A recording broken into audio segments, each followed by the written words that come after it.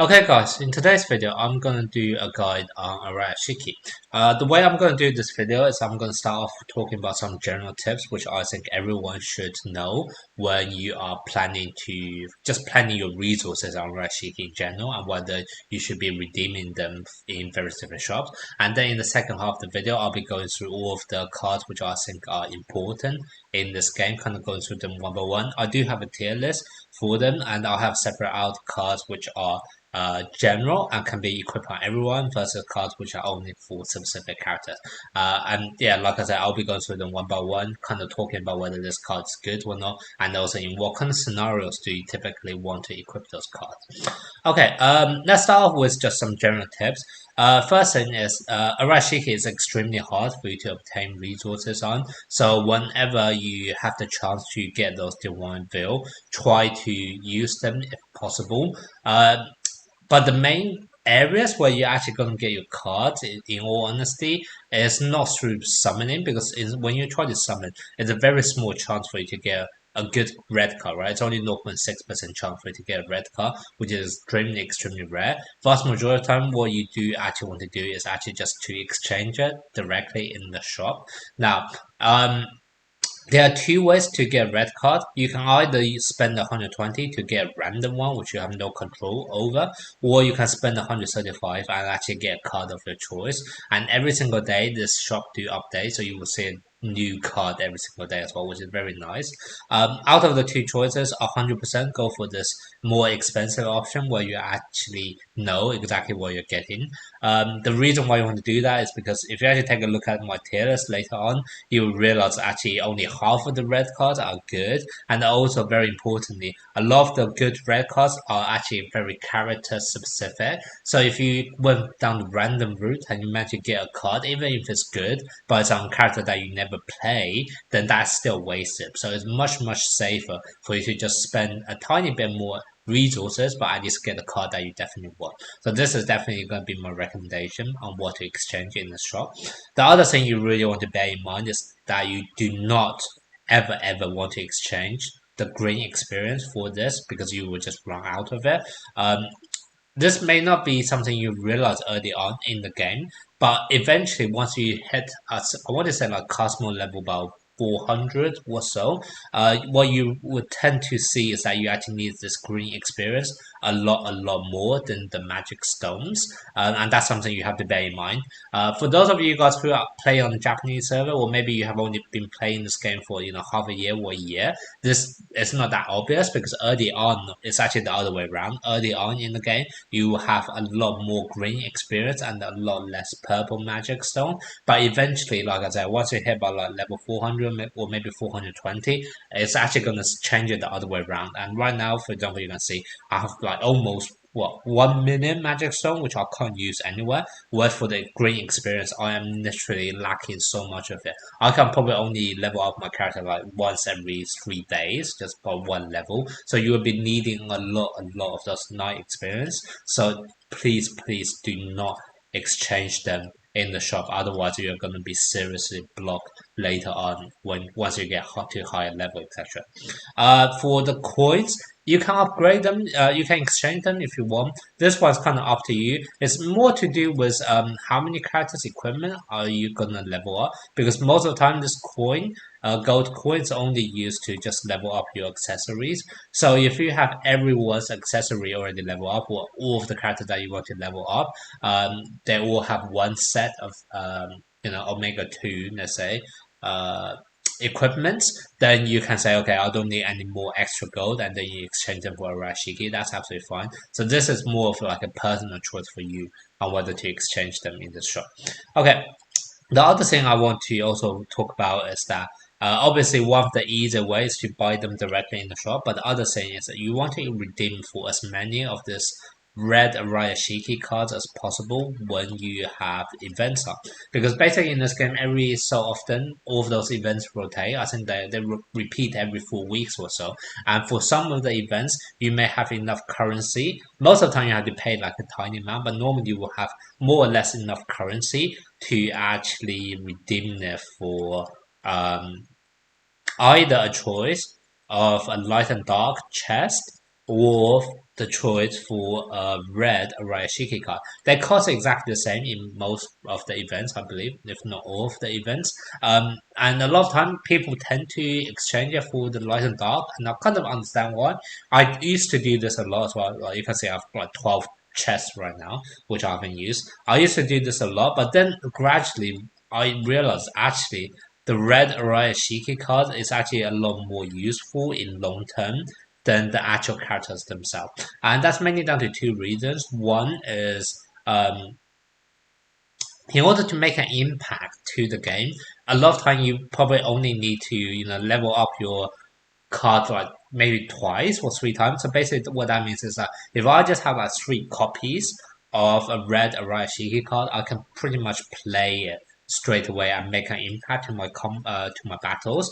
Whereas for light and dark, normally you need at least 12 star or 13 star, which basically means you need like almost 20 copies of a character in order to be for them to be even playable. And on top of that, you also have to level up their constellation, their close level as well. So it actually works out that if you work out the impact per single copy, a single copy of Arayashiki card does more to your game in general than a single light and dark character. But that's one reason. The other reason is that it's a lot more reusable. And by that I mean kind of characters. A lot of time the character you play they change depending on the environment, the PvP environment, for example. Back in the days, if I want to pick an example, I can have Seiya sorry, not Seiya, Sagittarius Seiya, who was very very good in the game early on, but then as soon as Athena got close came on, you are not going to play Sagittarius Seiya anymore in PvP. And then Athena got close was good for like 2 or 3 months, and then you have Shun got close, which was released, and then no one plays Athena got close. So you can see kind of characters they do change over time, but what you don't have to realize is that if you actually take a look at the cards or the Arayashiki cards you can actually equip on them, you can equip 5 cards per person. So even if that character is no longer being played, first of all, you can equip that card onto someone else. Second thing is, it's unlikely that all of a sudden there are going to be 5 new cards which are better than your one, right? And also bear in mind you have to play 5 characters in one team, so that's actually 25 cards in total that your the one you have focused on can slot into one of those position. So if you actually think about it that way, Arayashiki cards is going to be a lot more versatile in long term because they're much less likely to be power crept by new features in the game. So from that perspective, I also think it's better for you to get red Arayashiki card. But that's going to be my other tip, which is that whenever you see events, try to exchange for as many of those red Arayashiki selection as possible because they are, in my opinion, probably one of the most valuable resources. Obviously, if you had to pay a huge amount of money to get it, then don't bother about it. Limit yourself to I don't know to like $5 or $10 per event. If you can't get it, then just exchange it for something else. But this is definitely something I strongly recommend for you to get as many as possible. And also for players on the Japanese server, I know there's not as many red Arayashiki cards in the game for you guys here, but you should still buy them and just stock it up because the way this item works is that when there are new cards added, it's still going to be the same item, but you can just choose the new cards from it. So what you guys can do is actually, maybe save up 10 of this, and then when new cards is added to the game, you can then open them all up, and you get 10 of the newest cards. So this is basically something you should do, and you should try to stock up as many as possible right now. Okay. I think those are all of the tips I'm going to talk about. So in that sense, I am going to talk about the actual cards themselves now. So when we talk about cards, so obviously the cards are separated by different levels. General sense that I'm going to tell you, general strategy, anything which is red and yellow, you probably want to keep them. Anything which is white, you can exchange them for books straight away. And by exchanging them for books, what I mean is, for example, I just click here and now I can exchange them for books, right? So I can exchange for as many of the white ones as I want because none of the white ones are really worth anything. So just exchange all of them for book, for experience, etc. For all of the blue ones, I would, sorry, yeah, for all of the blue ones, I would recommend maybe keeping 2 or 3 copies of this card at max level. This card can still be played every now and then on specific character or specific situation, so it's not a bad card to have in your back pocket. So maybe keep 2 or 3 of those, but all of the other 5 blue cards you can just exchange them for experience straight away, exchange them for books, etc. Right? For purple ones, generally speaking, I recommend keeping all of them except for this one. This one you can exchange straight away. All right. There's no need for you to get many of this card. In fact, I don't think you can get. Yeah, I think you can exchange all of this. I don't think this card is any use at all. As for other cards, if I have to recommend, I'll probably say get 1 of each of this, right? All 4 of this card, get 1 of them. This one you can get 1 or 2. This card you can probably get 2 or 3. This card you can get 2 or 3. This card you should probably get 2 or 3. And this card you should just get 1 or 2. I will talk about them in a bit more detail when I go through the tier list. I'm just kind of telling you guys how many of each card should you save up for. Once again, anything over that amount, just exchange them for experience, for books, etc. Once we move on to the yellow ones, you pretty much want to keep all of them. And same thing for the red ones, just keep all of them because they will very likely you will be needing them because at end of day, especially if you have to play 5 teams in PvP, you are gonna need like what 125 cards in total. So all of the yellow and red cards, even at base level, are still gonna be pretty decent. So just keep all of the red and yellow cards where you see them. Okay, so that's basically how many cards you want to keep. Now, in terms of the tier list itself, I split it up into 2 sections. So there's the top half, which is gonna talk about cards which can be applied to everyone, so you can take a look. It doesn't have any restrictions. But then in the bottom half, I'm going to talk about cards which actually have a specific restriction.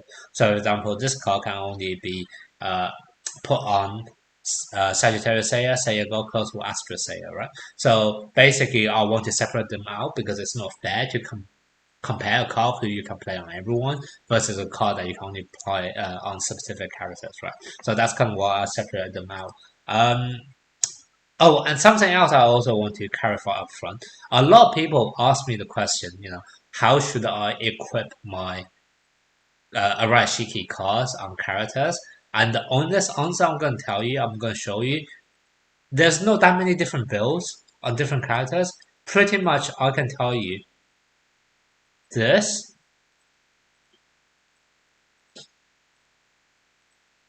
For every single character, if you have unlimited number of cards in the game, every single character would need those 3 cards because they are so universal. They can be plugged on every single character, and they're so important and game changing that you should have them on every single character. Okay, and then normally, if it's a light or dark character, one of the better characters, they tend to have 1 card which is exclusive to them, so they equip that. Okay, so for vast majority of characters, if you ask me what are the best cards to put on them, most of the time 4 slots out of 5 are already fixed. And then the other one, you pretty much just pick your best attacking Arayashiki card, the card which gives the highest attack stats, or the card that gives the highest defense stats, depending on whether you want to build your character more attacking focus or more defensive focus. So it's very silly to talk about what are the most optimal build for Arayashiki on a single character, because the problem with Arayashiki is not actually what are the best cards for one character, it's actually what are the best 25 cards on my whole team of 5 characters.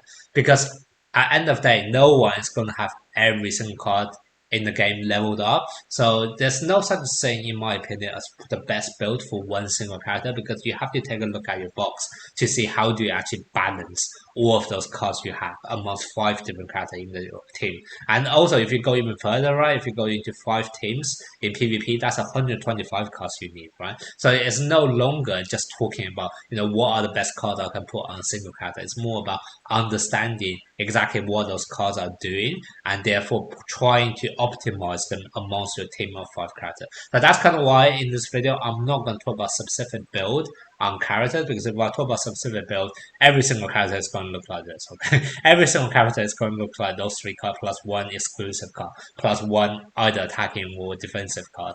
There's just no point talking about build. Instead, what I really want to achieve in this video is to actually go through the cards one by one to help you guys understand why they're strong, so you guys can have that knowledge to put the right cards on the right characters yourself and choose, how to balance it out amongst your 5 characters. Okay, so if we actually go through them, like I said, those 3 cards, these 3 most important cards in the game, you cannot, like, they work on every single character. I honestly cannot think of a character where they would do any harm to have those 3 cards.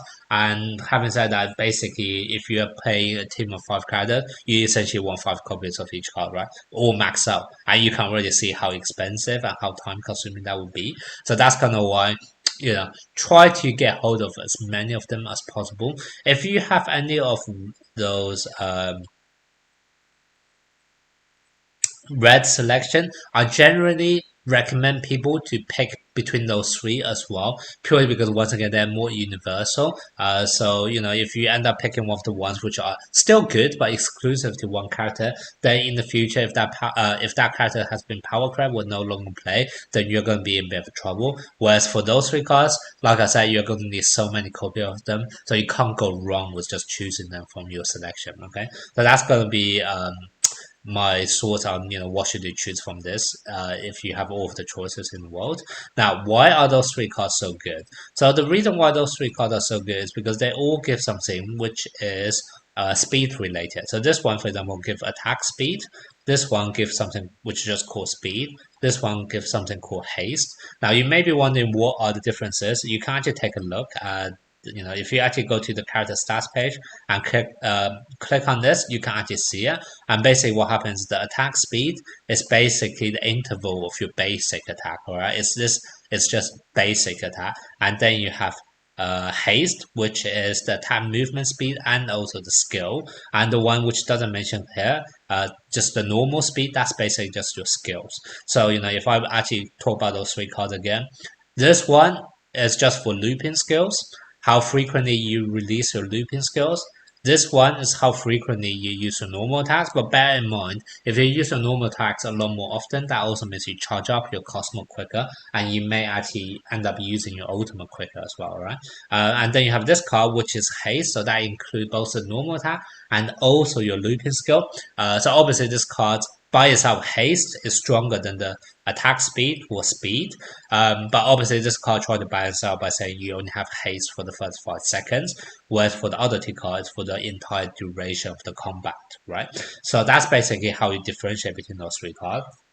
At the end of the day, all 3 cards are super useful, so you should try to get as many of them as possible.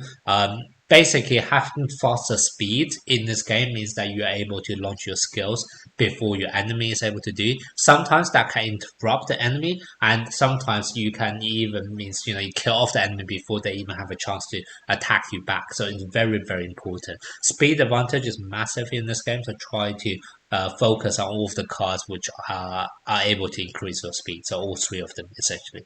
All right, then next we move on to other cards which are not as good. So that's why I don't say it's S tier, but they're still very worthwhile to have if possible. First of all, start off with this one. This one's a bit of a weird one. So this one is only for assist characters, so that does limit what how much importance it can be for your whole team as a whole. But it does increase your attack speed by almost 8%, so 7.9%, which is high. If you actually take a look at the raw stats, this is the same as this one. Alright, it's the same as this red card. This red card gives 8%, and this yellow card is able to give you 7.9. So it does give a really high speed, which is nice. And on top of that, it also allow you to charge up extra Cosmos, so that's actually really strong card. The only annoying thing is this is just restricted to assist character. If this is not restricted, I will also move this to S tier in all honesty. But because this is only restricted, that's why I'm going to rank it down slightly.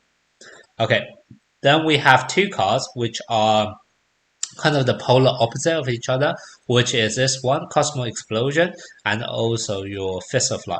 So basically those 2 are very similar and kind of the opposite of each other, because this attack, this card basically remove buff from the enemy, whereas this one kind of increase the damage received per buff. So in general sense, you only want to equip one out of the two, because if you have already removed the buff from the enemy, then you're not longer able to enjoy that extra bit of damage because there's a buff on the target.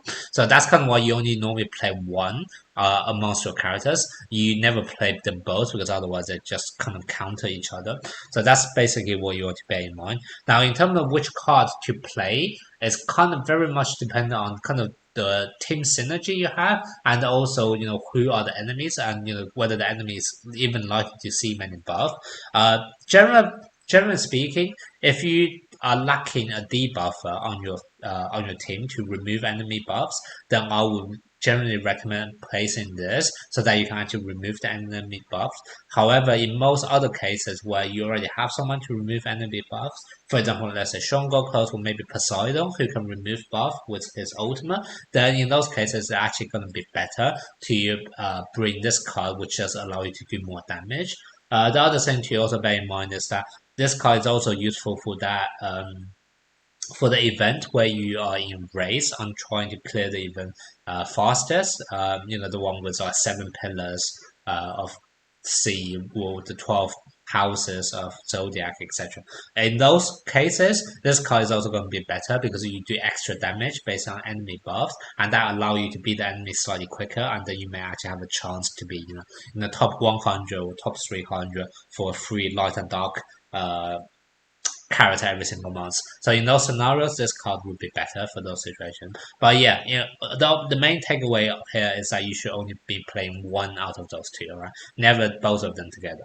Okay, then the next one I am going to talk about, I think it's going to be this one. No, sorry, Will of God is this one. Okay, so this one reduced damage taken by 22.5% when attacked by an ultimate. Now, that is quite strong by itself, but what makes this card even better is actually just the raw stats from it. Because if you actually take a look at the raw stats, you're able to do a defensive boost. You are also able to do reduced damage reduction regardless whether it's ultimate or normal attack or anything, and also you have tenacity, so those three by itself is already very good. And then you also have the equivalent, which is basically sorry, not the equivalent, I was jumping ahead, but basically you also have the additional damage reduction when attacked by ultimate, and most of the time ultimate do the most damage, so this card is kind of one of the best defensive card in general. I think this card is tied with this card in terms of purely defensive capability, but this card is only placed high because it also increases speed, where this one's like pure defensive. But then we also have two other cards in this game which are very similar. So this card, right, this card, and also this card. So basically these two cards. Now, these two cards are very similar, with the exception that one reduced loop skill and beginning skill, and the other one reduced normal attack. So basically, between the three of them, you basically cover for every type of attack in the game, right? If you want to reduce enemies' ultimate attack, then you pick this card. If you want to reduce their normal attack, then you pick this one. If you want to reduce their loop attack and also beginning attack, then you use this card. So basically, those three are pretty much the equivalent of each other, but just for different situations. But if I have to compare between the three of them, I personally think those two are slightly better than this one. And the main reason is because, first of all, those two cards, so this card and also this card, they give defensive buffs rather than this card, which give HP buff. And vast majority of the time, you want defensive buff than HP buff, because in this game, let's say if you're getting attacked multiple times, every single time when you're getting attacked, that defensive buff is going to come into play, whereas the HP buff normally means just it's just a one-off buff at the start of the game, your maximum HP, etc. So most of the time you want to go for defensive buff rather than HP buff, but that's kind of why those two are better. And then in terms of pure skills, I think it's also more useful than this one, because this one reduces loop skill and beginning skills. But in all honesty, if you want to reduce beginning skill, it's better to play a character with opening protection, like a synagogue close with Moses or Krishna, etc., right? Or a surplus Shun. It's better to play one of those characters. And if we're talking about looping skill, you have to bear in mind, first of all, a lot of characters in this game may not even have loop skills. But for example, if I take a look at say a God close, you have one ultimate, one passive, one trigger, another opening attack. There's no looping skill here. And even for the character which do have looping skill, a lot of time the looping skill are not for damage, but more for kind of the ability it's able to do. For example, if I pick Poseidon, who have really strong looping skill, but the reason why the skill is strong is not actually the damage, but the fact that it removes Cosmo and also you are able to stun the enemies. So a lot of time loop skills are more for utility purposes. They're not for control abilities. It's not actually for the damage itself. But that's kind of why if you do actually compare those cards, it just feels like the need of reducing loop skill is not as necessary as reducing ultimate attack and also normal attacks. And the other thing you also have to bear in mind is kind of positioning. If I want to reduce loop skills, I'll have to make sure I actually place a character in a certain way where the enemy loop skill can actually hit me. Whereas if I'm trying to reduce the enemy normal attack, I know I can just put on my front row character because front row character are the ones taking normal attacks, right? So it's actually a lot easier to place this card on certain characters because I just need to make sure they're on the front row. Whereas for this card, you kind of get into a situation where you actually need to take a look at the range of your enemy attacks, etc. So it's just not as useful in comparison. So that's kind of why, even though those three cards do similar stuff, I'm gonna place this one, the one reducing ultimate and reducing normal attack, much higher than the one which reduced loop skill and beginning skill. Okay. Then I'm gonna talk about this card. This card is a very interesting card. So basically, I'm gonna talk this card in addition to the three other cards which are very similar. Now, so this card, oops. So this card, wow, let me show you here.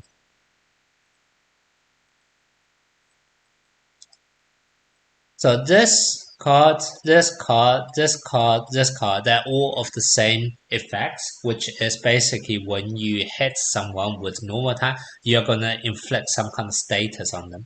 Now this card gives bleed, this card gives burn, this card reduces their speed, and this card gives poison damage, okay? So all four work very similarly, and it even says you can only equip one card. Sorry, you can equip multiple cards, but only one of them will be active at any one time, okay? So there's no point of you applying both of them together because if you, for example, equip both the poison card and also the flame card, what happens is that only one of them would take effect. So you essentially, for the other card, you lose out on their skill. You would still get the stats bonus, but you lose out on their skills. So it's normally recommended for you to only play one of them. Now, out of the four, I'm going to tell you right now, flame card is the one which is strongest for a couple of reasons. One, the flame card have very good synergy with Iki God Close because what happens is that once you have Iki God Close is it close? No, Constellation. So when you max out Iki God Close Constellation, all burning damage is going to be turned into Phoenix Flame. And what Phoenix Flame does is that you're able to absorb Cosmo, etc. and also do extra damage or something, etc. So this is actually very good.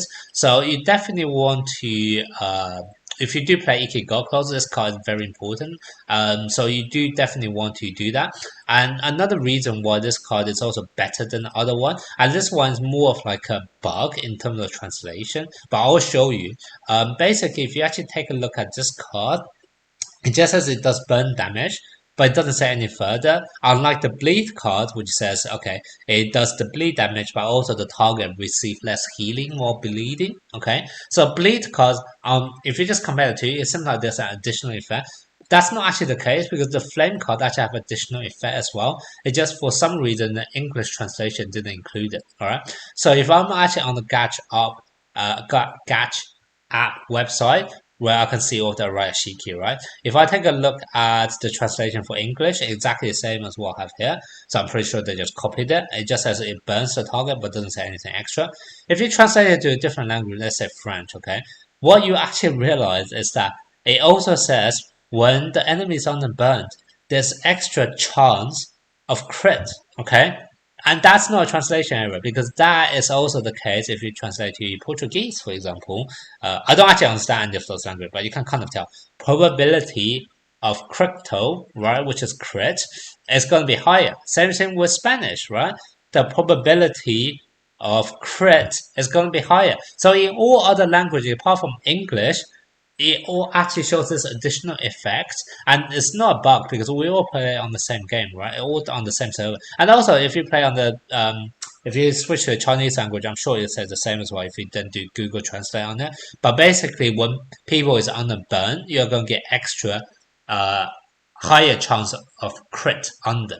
So that basically means, there's a translation error on this card for the English version, but this is a very, very important aspect because what this means is that in the situation where, for example, if you're in boss battle, you can actually equip this card on someone who's just a support unit. You're not expecting the burn to do the damage. However, what can be coming out of it is that you are actually making the enemy under burning, and therefore your actual damage dealer are more likely to inflict crit damage on them. So this card, on top of the fact that there's great synergy with the Ikigo, which is one of the best cards in the game, it also has very good utility purposes in combat and in boss battles, etc. So that's kind of why I do feel like this card is just a lot better than the one with bleed, with the poison, or with the slowdown. So that's why I'm gonna rank this card also in the A tier because I do realize this first of all is very relevant in the PvP meta right now. But second of all, even outside the PvP, this card can be used in lots of other situations because of that increased crit damage, okay? Or crit chance. So that's kind of why this is a very good card. And then we move on to this purple card. This purple card is weird because it doesn't actually give much extra skills. The extra skill it gives is just a straight up buff. But this buff is really high because if you actually look at the raw buff this gives, you normally already have 6% attack boost and then have an extra 5% attack boost from that. So if you actually add them up together, that's 11%. And that's 11% on a card which can be achieved, a purple card at just level 40. And then in comparison, if I put it on a card which is at level 60, a red card, it only gives you less than 10% attack boost. So that's kind of why this card is crazy in terms of the pure stats it gives. There's no additional benefit, but if you just want to equip this card on someone to do the highest damage possible, like for example in boss battle, this card is better than any other red card. Not to mention, this card can do it at level 40 rather than level 60. So just imagine how much resources you will be saving. So this card is definitely one of the best cards in the game, in my opinion, and you should try to definitely get at least 2 or 3 copies of it. Alright, and it's so universal as well, right? This just increases attack and defense, right? Which character doesn't need attack and defense, right? So this card is just literally so universal and you can play it on everyone, which is why it's such a good card. Then we move on to this card, which I already talked about earlier. That's the one reducing loop skill damage and also beginning skill. Then we move on to this card. This card, especially in a few cases, one, it also have very high defense boost. So if you want to make your character slightly more defensive oriented, this card's pretty decent. It's also the card with the highest dodge stats available. So if you want to go for like a dodge build, which by the way is valid on certain character, for example, Mu, Gemini Cannon, they are more suited for a dodge build. So for those characters, you definitely want to place all of the Arayashiki card with dodge ability into them. If you just play a single card with just one dodge, it probably is not going to help much. But if you have, let's say, 4 or 5 card all with dodge stats in them, it's actually going to be really, really strong in combat. So try to make sure you're actually able to stack it up. And obviously this card is red, but there's also the yellow version of it, so you can actually stack up the 2 dodge stats together, by the way. So that's something to bear in mind.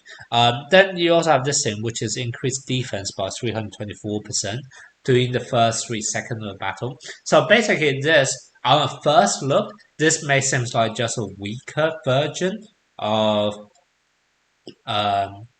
this card, because this card obviously reduced damage for both beginner skill and also loop skill, but you first of all have to remember the damage reduction for this one is only 27%, whereas this one it's a freaking 324% increase in defense. So it's just a totally different magnitude. I know you can't just compare damage reduction with defense, but if you think about damage reduction as the difference between attack and defense, just think about how much difference you're going to make by increasing your defense by 300%. That's definitely going to be way more than 27% damage reduction, alright? So this is actually much better if you do need to, for whatever reason, counter against, beginning attacks, etc. The other reason why this is actually really worthwhile is because there are certain characters where you only need them to survive for the first few seconds, and afterwards they can just go off.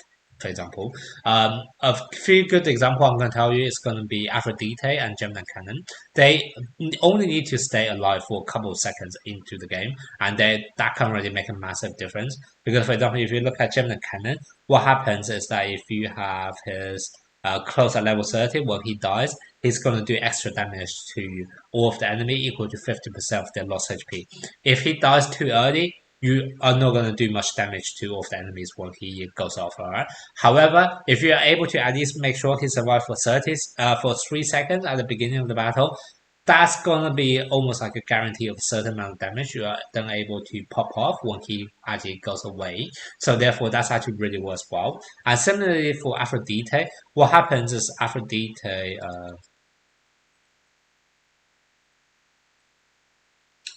have this all enemies with poison is gonna heal up Aphrodite, and then with his constellation, anyone who attacks into Aphrodite is gonna get poisoned. Alright.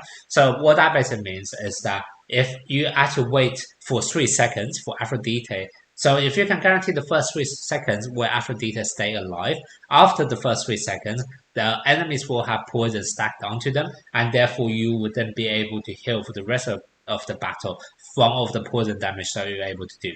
If you're not able to survive for those 3 seconds, then your healing may not come in enough, because for the first 3 seconds you may have only inflicted 1 stack of poison, and with only 1 stack of poison, your healing is not going to be enough to make sure you actually survive. However, if you're able to survive, protect yourself for at least the first 3 seconds, you are going to then be able to heal enough back up to potentially self-sustain for the remaining of the battle. But that's kind of why this card is actually really good on certain characters. So that's kind of why I put it in the B tier.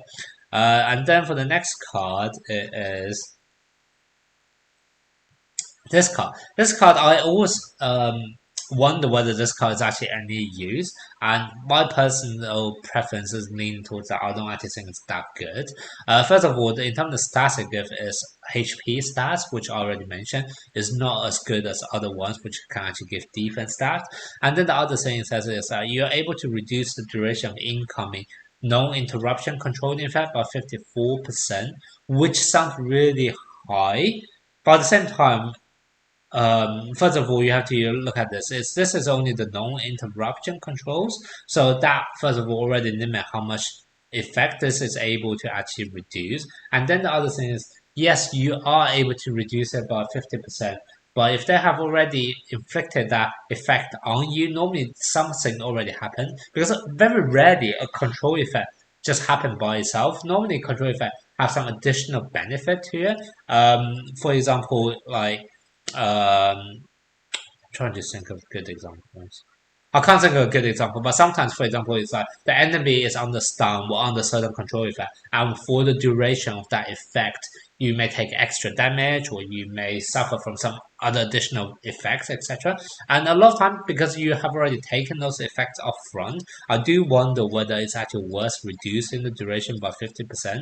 And yeah, like I said, the fact is this also only just give HP stats rather than defense stats. I just don't think it's going to be as good as any of the other cards. So this is not going to rank very high from my personal experience. But do let me know if you think otherwise on the skill. Then we move on to the other cards, which I've kind of already briefly mentioned. Poison card is still relevant because there's still the Poison team with Aphrodite. Even the Poison team is no longer any good in PvP, there is still at least a team around there, which is why I put the Poison card here. Unlike the Bleed card, who are moved to the bottom tier, there's no really a Bleed team, so that's kind of why you see this being used a lot less than the Poison card. Then this card, reducing attacking speed. This is actually really impactful because you can almost think of it as the reverse of this, right? because I'm putting the first top 3 cards so highly up front because they have this ability to increase speed. So naturally you would think this card would also rank higher, but the only problem with this card is that you have to bear in mind this card um, only slow down their speed when it's a normal attack, and all of the normal attacks in this game, well, vast majority of normal attack in this game, only goes to the enemy front row character, and so therefore this card is only situational depending on who does the enemy actually have up front. If the enemy actually have just normal tanks, like for example Athena and Gothos up front, who in all honesty, doesn't really matter how fast a scene got closer is. So if that's the case, there's no point of using this card to reduce an enemy tank's speed because they're not going to do much damage anyway. However, if you are actually lucky enough to face an enemy with Iki got close up front and then therefore reducing their attacking speed, well, Seiya got close up front and therefore reducing their attacking speed, then this card will be a lot more relevant. But for that purpose, you kind of already see, first of all, this card more only for attacking when you know how the enemy is going to line up. And second of all, there is obviously also going to be the choice of who does the enemy even have up front for this card to be useful. But that's kind of why I don't want to rank this card so high up because of those different situations where may affect the usability of this card. Then we have this card, which is very similar. This card is, first of all, it's only on warrior character, so this already reduced the playability of this a lot.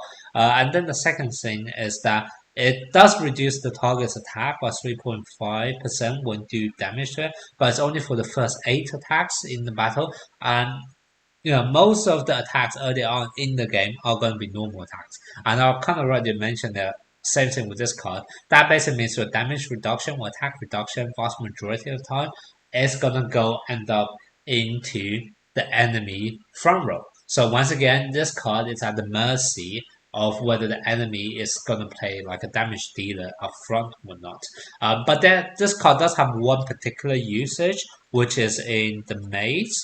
In the Maze of Visions, because this card can actually be used to counter against enemies, say, got close. Basically, in any kind of Maze of Vision, one of the most difficult stages in PvE is going to be when you actually face up against the enemy, which actually have, say, a got close, because what happens is that when, say, a got close have this annoying trigger, which can randomly just attack all of your characters with 100% of its normal attack, and that's just an AoE. So a lot of time, if you trigger this, twice in the battle, your team is dead already.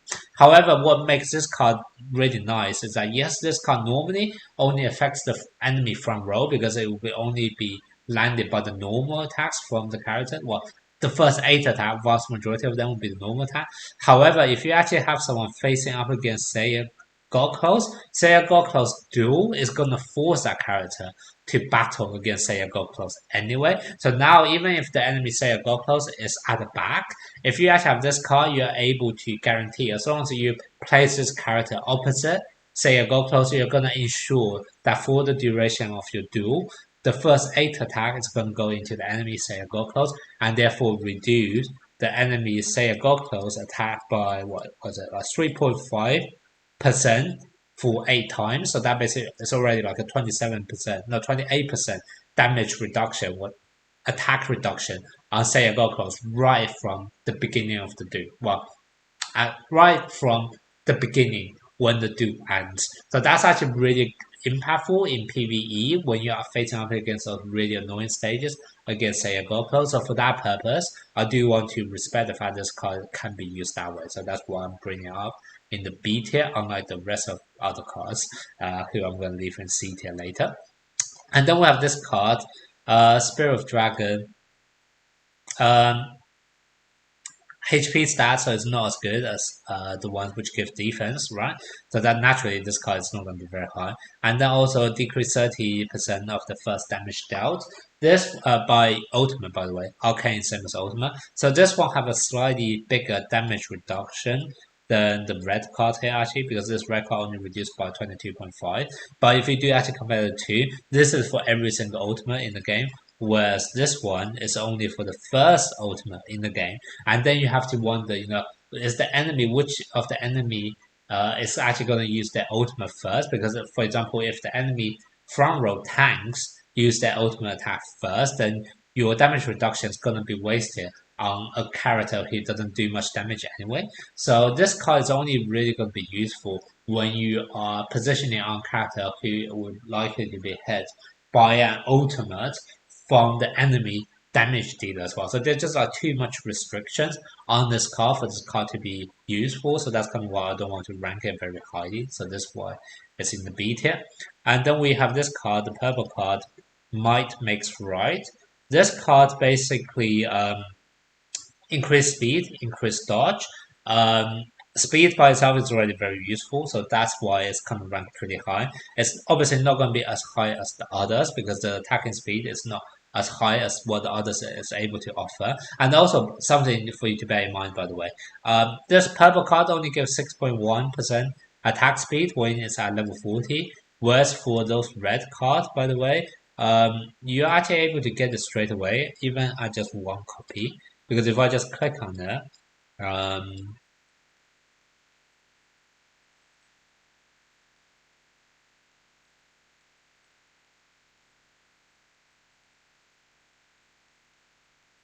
this one, see, this is a level 1 card, red card, and it's already able to give 8% attack speed. So you don't actually need to max this out to level 60 to enjoy this 8% buff. Whereas this card, you actually need to max out to increase that, to get that 6% buff.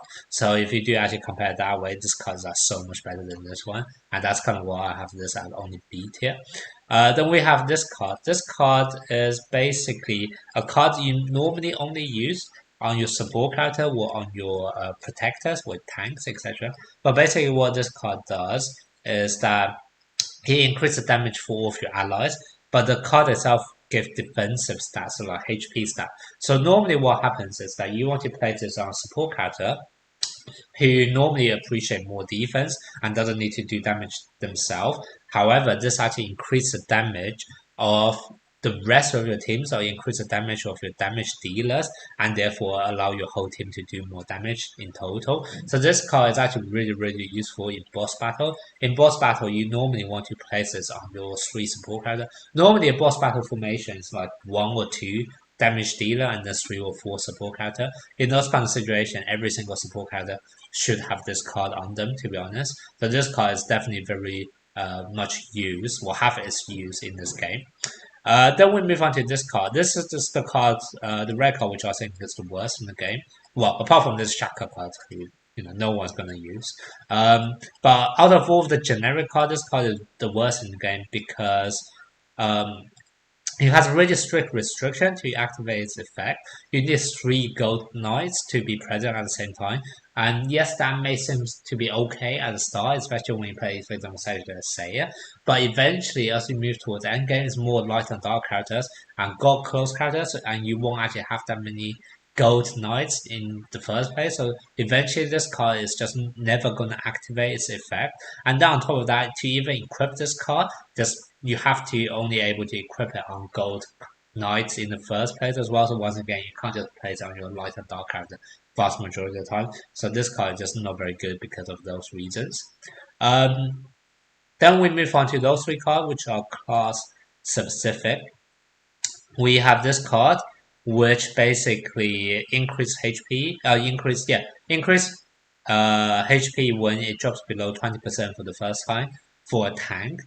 First of all, dodge is not really needed for tank. Dodge is more useful for damage dealers because if you're already a tank, you can take those hits. So dodge is a really weird stats to have.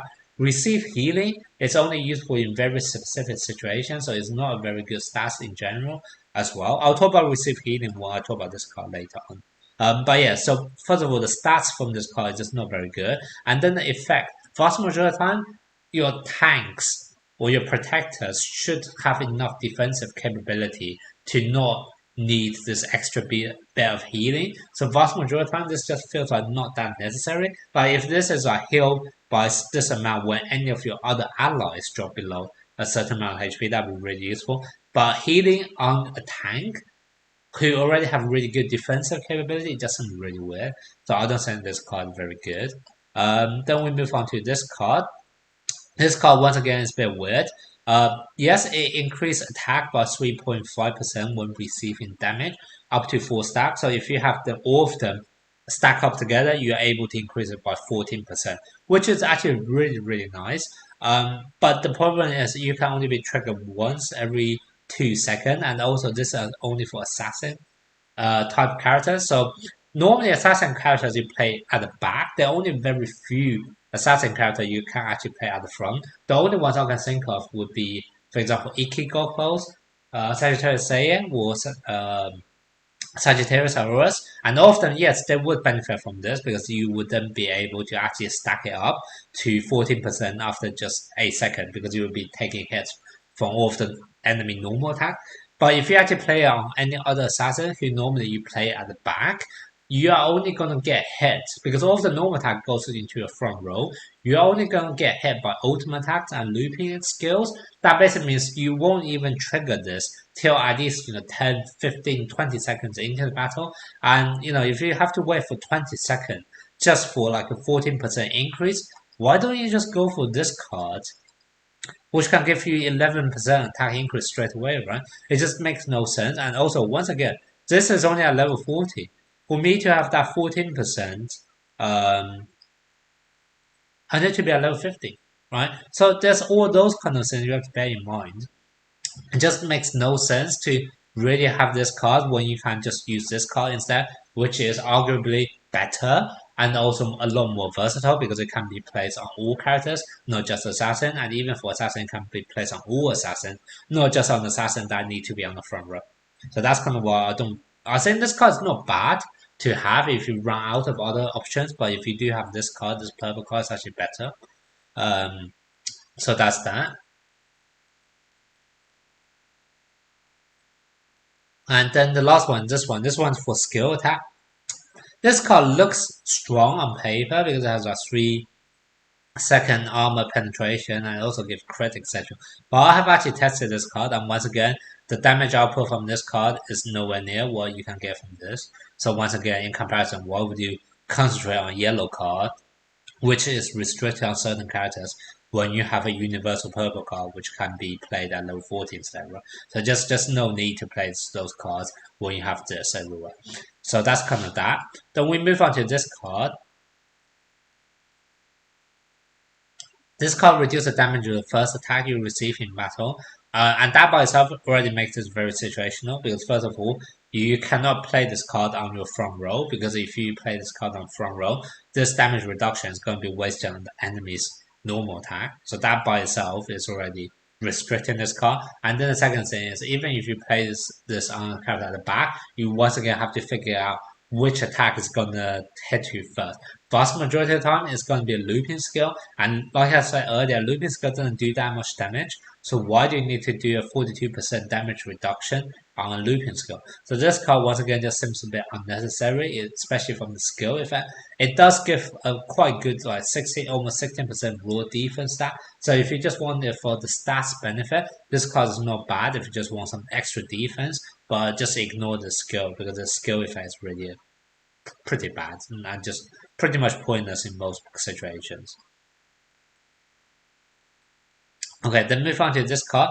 This card is kind of the opposite of this card, but it's not used as often because what happens is this card naturally give attack stats, which makes you think that you want to place this on DPS, but then the effect it does is reduce damage taken, which is just seems a bit weird because most of the time this are more of like a utility card you place on a character that doesn't need much support.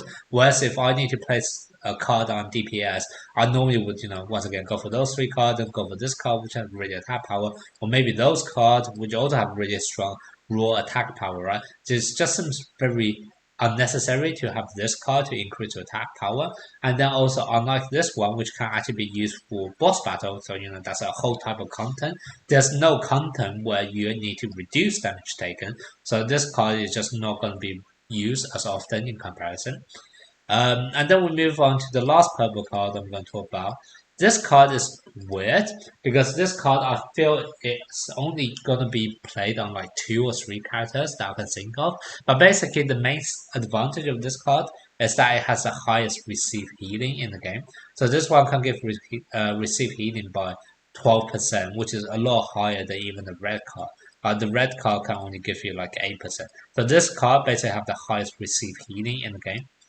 But what makes this card really awkward is that if you, first of all, this card doesn't give any attacking stats, this card gives defensive stats. So normally you don't actually place this card on a damage dealer. And then the second thing is you also need this card to work if there's actually healing on your whole team. But if there's healing on your whole team, this card only gives increased healing to the character which actually equipped this card. So once again, doesn't seem to be very useful because you don't really actually want to play this on the healer themselves. You want to place this card on the character who would actually end up receiving healing. And most characters that would appreciate healing the most are the damage dealers. But then this card doesn't really give any much like damage stats. Like it does give hit and crit, but not very high amount. So that's kind of why overall this card seems to be a bit of a jack of all trade, but master of none because it offers us so much different stats altogether. But there are like a few occasions where this card is actually very good, and the main ones that I think this card are going to be very good on is going to be Aphrodite and also Straco. The reason why Aphrodite and Straco are going to be very good is because they both have the ability where they would be healing when they're getting hit, but also when the healing effect exceeds their main max HP, the healing is going to be shared to the rest of your team, and that's very nice. So that's for Aphrodite, and same thing for Straco as well. Straco have this passive where he takes damage, and when you level up his clothes to the max level, when his HP is already at 100%, and the excess of the recover HP will be distributed to other allies as well. So actually, for those two characters, it's actually very nice to have received healing because first of all, they have healing built into their kit themselves. So you are increasing how much they're able to heal. And not only you're increasing how much they're able to heal, but because you're increasing that, much more likely you'll be back to 100% HP. And then the extra amount will be end up going into healing to the rest of the team. So actually then what this card is able to do is actually almost allow those characters to act as like a pseudo healer to heal the rest of your team. And that's kind of why it actually stood out for me to have really high increased receive healing on those two characters, and on top of that, extra defense can actually be worthwhile on Straco and also on Aphrodite as well. So that's kind of why those two, this card is actually really suited for those two characters. But that's about it. I honestly can't think of many other characters that this card would be really good at. So that's kind of why I put it at the bottom of this tier. But still better than any other white or blue card, etc. Right? So that's kind of why I placed this card here. And then lastly, this card.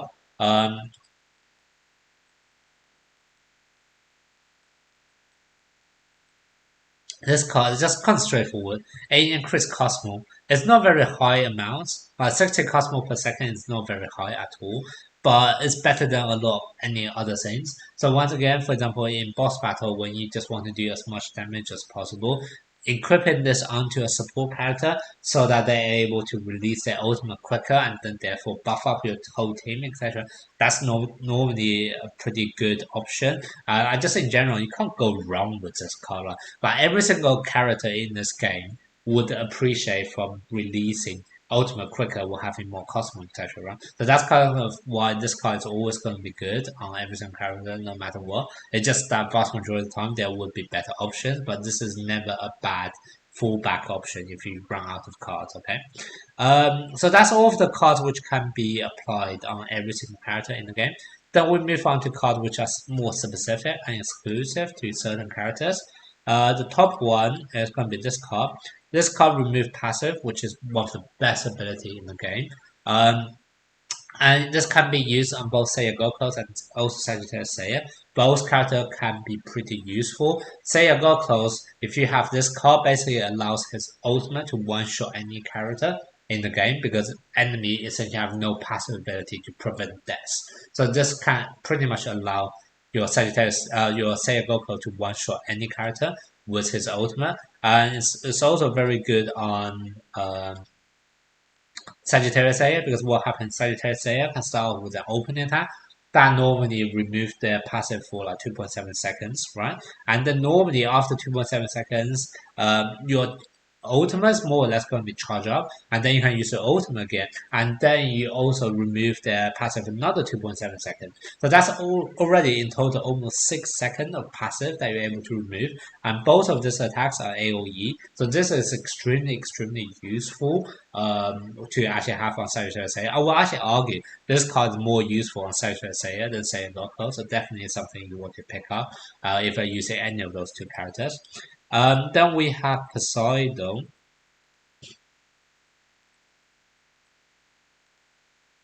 I'll show you the full one, the level up one.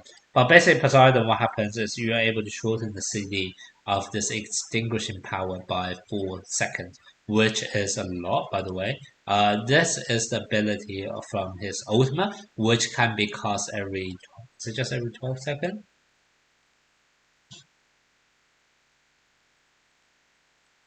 Yeah, so his ultimate is a fixed time, which is every 12 seconds. So if you actually reduce this by, 4 seconds? If you can reduce this by 4 seconds, so that basically goes from 12 seconds to only 8 seconds, that's really useful. It essentially reduces the cooldown by like 33%, right? So that's really nice by itself. On top of that, his ultimate have the ability to remove buff, so you can use that for kind of like a debuffing purpose. And also the other thing, this one gives haste. You know, one of the best stats in this game. Poseidon needs haste a lot because he also has this really strong looping skill which can control the enemy when they're hit. So this card is honestly really strong just for the fact that it's able to give haste more than anything else. So you know, definitely if you have the option, max out this card if you're playing Poseidon a lot because this card is so important for him. Definitely worthwhile getting. Then the next one is Radamansis. This card is the game changer for Radamansis. First of all, it also have haste, you know, best skill, best stats in the game, right? The other thing is you're able to increase a damage immunity for Furious Spirit by 2.7 seconds. And basically what happens is that if you actually have Radamansis with his Constellation maxed out, so Furious Spirit is this one where you are immune to damage, okay? You are immune to damage whenever you receive attack which are more than, with Constellation, more than 10%. And then also with Constellation, this will be reduced to just 3 seconds. And now if you think about that, this card can give immunity for 2.7 seconds when this is triggered. This can be triggered every 3 seconds after Constellation, and then you are immune to 2.7 seconds out of that 3 seconds. And that's basically going to make Radamansis like really difficult to kill off because essentially all of your damage have to be done within just a 0.3 second window every 3 seconds, and that's going to increase his survivability a lot. So that's kind of what this card makes Radamansis actually really good. If you've seen my tier list video, by the way, you probably noticed I mentioned Radamansis only like a B tier, but if you actually have this card, then Radamansis immediately goes to an S tier. So that's basically just how important this card is. Alright. Now if we take a look at the other cards here. This one, first of all, increase attack speed, so that's pretty nice in terms of stats by itself. Then the other thing, it makes a random enemy fall into the state of freeze for 2.7 seconds every 6 seconds. Yes, it's random, but when this happens, you can potentially interrupt some enemies' attacks, which is very useful, especially in PvP. The second thing is that sometimes, especially when you play a freeze team, when an enemy is under freeze, it's not just that you are stopping them for a bit, it can also trigger the effect of the rest of your freeze team. For example, Astra Hugo can actually charge up Cosmo whenever an enemy is under freeze, etc. Right? So this card is very useful from that purpose as well. So that's kind of why I also strongly recommend getting there. It can really screw up a lot of the battle just because you have an enemy randomly falling into freeze. But that card is very nice for that effect. Then we have Pandora. Pandora card is really strong as well. It's basically whenever she receives fatal damage, she's gonna get a Wish of Opposite for 4.5 seconds. And that basically prevents her from being killed off. And also when you have Wish of Opposite, that by itself means that any damage dealt to Pandora will actually turn into healing instead. So actually what happens is that when Pandora is about to die, you get 4.5 seconds of immortality essentially, which is super strong because the way Pandora works is that you kind of need to stay on the field for long enough for the enemy HP to be dropping below a certain threshold, so your ultimate goes after the enemy rather than yourself. And this definitely help her to do that. So this card is like a must-have for Pandora. Then we have this card, which is only for Doko and also for Shuru. And basically it's that when you activate it, you're able to permanently decrease the enemy attack by 22.5%. And this is permanent and can be stacked 3 times. So if you actually have all 3 stacks, you're able to reduce it by 67.5%, which is crazy, especially if you consider some of the characters who can place it. Mainly Shuru got close. That's an AoE hit. This attack is an AoE. So you're able to reduce all of the enemy attack by 67.5% for the rest of the battle after the first 3 ultimates, which is absolutely strong. So this is also, once again, very, very good card if you do play Shuru God Close. If you play any of the other cards, it's not as important because the other ones are not able to hit all of the enemy at once, but still, very good card in general. Then we move on to this card. This card is only for Pope Shun and also Aris Shun. It reduces the cooldown of Crystal Wall by 45%. This card is really good on Pope Shun, but not very good on Aris Shun. I mean, it still works on Aris Shun, but it could potentially backfire. The reason why is that if you actually look at Aris Shun, what happens is that Crystal Wall actually reduce his HP by 20%. So if you actually reduce the cooldown of Crystal Wall, yes, you're able to place a shield on every single character, but at the same time you're actually reducing your HP a lot.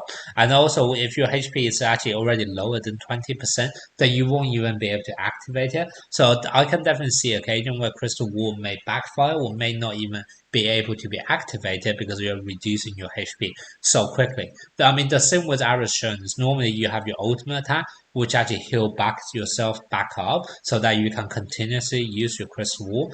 But if you use your Crystal Wall much more often and you do not have enough way to heal your Aris Shun back, then a lot of time it can actually backfire. So that's kind of why I don't really recommend this card on Aris Shun.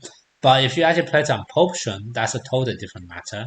Because what happens is Pope Shun can do a Crystal Wall which trap an enemy for 5 seconds.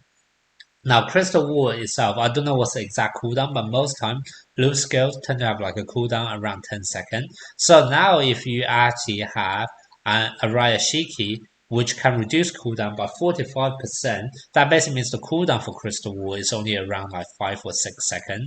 And then on top of that, the Crystal Wall itself lasts for 5 seconds. So you can almost back to back use Crystal Wall for the entire duration of the battle and constantly trap one enemy to reflect all of their damage, etc. So this actually becomes really, really oppressive if you have this card maxed out. So that's kind of why I do recommend this one. Then the last one is Ophi. Ophi is also very interesting because Ophi normally is played as a support character, but when you actually have Ophi's Arayashiki, what happens is every single time one enemy is under control, there's a 90% chance, so very high chance, you can almost take it for certain, you are able to make them take damage from his stream resonance, and the trigger interval is only 0.2 seconds. So this can actually be triggered multiple times as long as you are able to continuously control the enemy. And basically, if you actually look at how much damage that resonance is able to do, it's actually a lot as well. Because if I take a look at this is 300% of a Feast attack and also ignore defense. Imagine if you're able to do 300% of a Feast attack every 0.2 seconds, ignoring enemy defense. This actually immediately turns Ophi from a support character into a damage dealer, which is absolutely crazy. But once again, you kind of need this card to be maxed out in order to have that much effect. So this is actually no, you probably don't even need his card to be maxed out. Let me check what a level 1 version of the card does. Level 1 version of the card is it's only a 20% chance. Yeah, so okay, fine. You do need it to be a fairly high level so that you are able to constantly ensure the enemy actually take that damage. Although it's only 0.2 second trigger interval, so even if you didn't get it, you can still have a high chance of getting the next time you're in field control. So yeah, so I'll say this card is actually pretty decent to maybe even just have a few low copy of it. If you actually play Ophi, you can actually make Ophi into a pretty high damage dealing character, which is quite nice. Also, it gives haste. Remember, haste is always a strong ability. Okay, then the next character we have is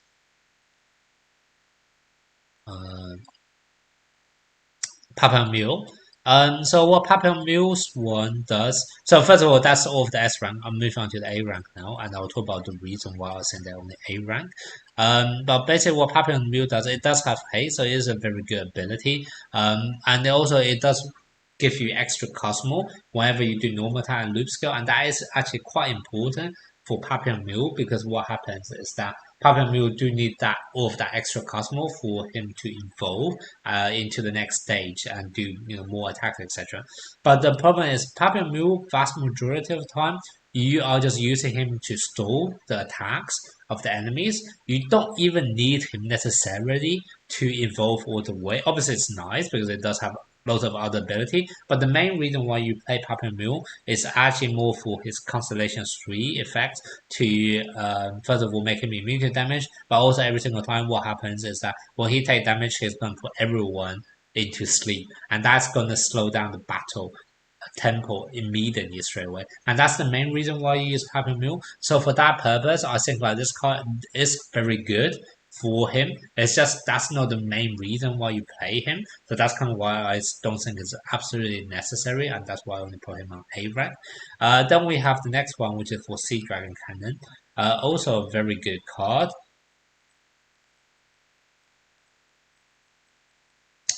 Where is it? So Sea Dragon. Okay, so Sea Dragon Cannon's card. First of all, it has increased attack speed and dodge, which are all decent. But basically, what it does is that when Revenger is activated, you are able to steal HP and also recover Cosmo. This is actually really good effect.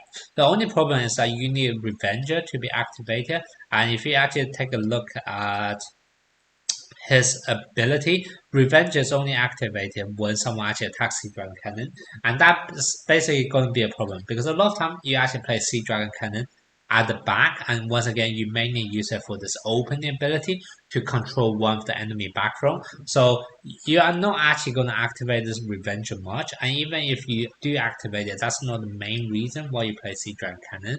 So that's kind of why I do agree this card makes Sea Dragon Cannon stronger. It's just that normally it's not as necessary because it's not the reason why you play Sea Dragon Cannon in the first place anyway. Alright, then we move on to the next card, which is for all type of Gemini. Now this card is actually really strong because what happens is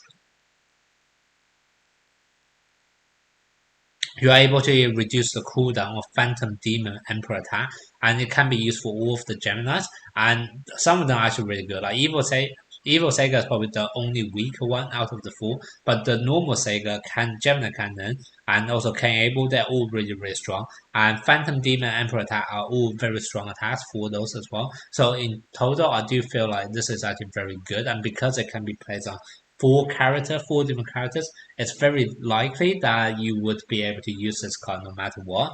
But I don't think it's much of a game changer as some of the other characters, because yes, it can be placed on all four of them. Is mainly only relevant for Gemini Cannon, because Gemini Seiya you normally use it just for that meteor after 14 seconds. Gemini Ken Able you normally play it because he can transform and launch his dimension effect.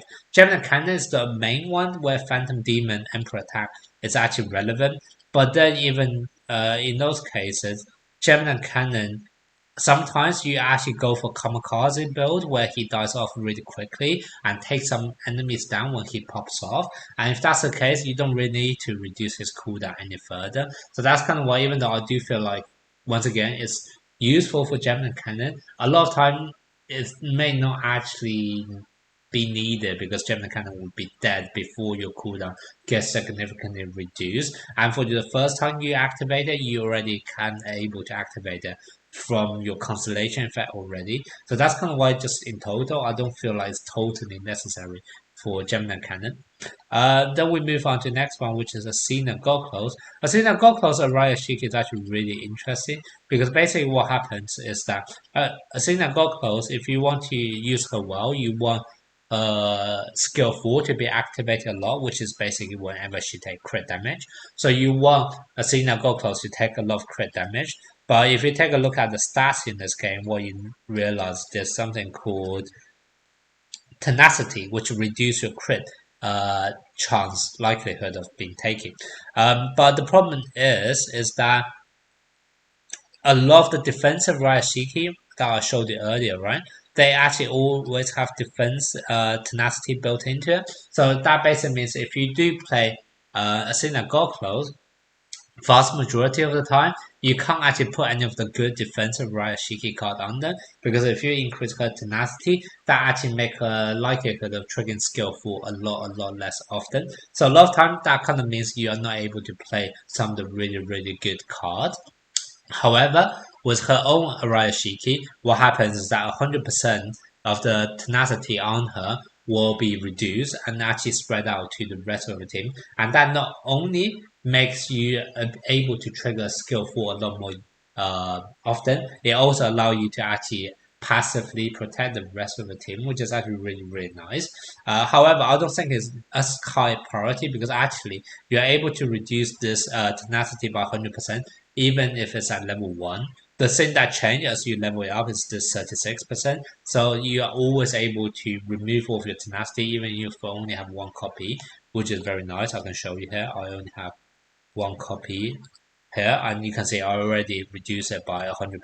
So that's kind of why it's not really necessary to go too hard on this card. And then the other thing is that if you really don't want to have tenacity on her, you can just not play cards which have tenacity in them, right? So there are ways for you to work around Athena Gold Cloud without this card. Even though this card is good, you can definitely play her without this card. So that's kind of why I don't feel like it's much of a necessity, and that's why it's only an A rank.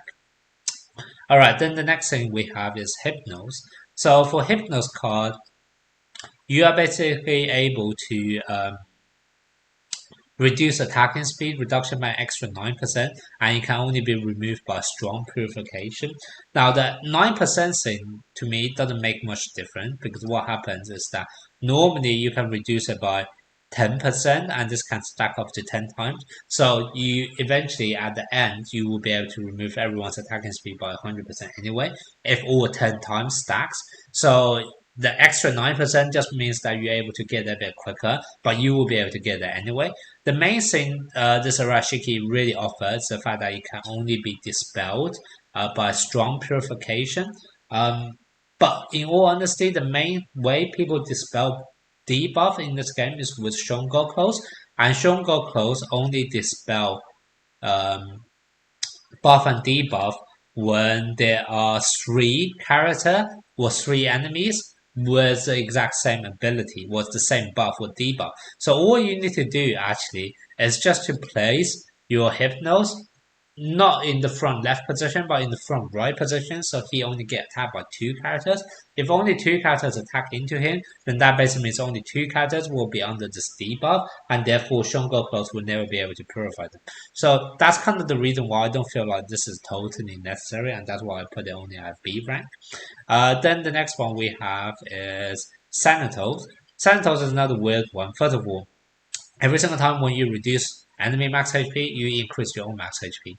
But you're not actually healing yourself, you're just increasing your own HP. It's still helpful for Santos because some of his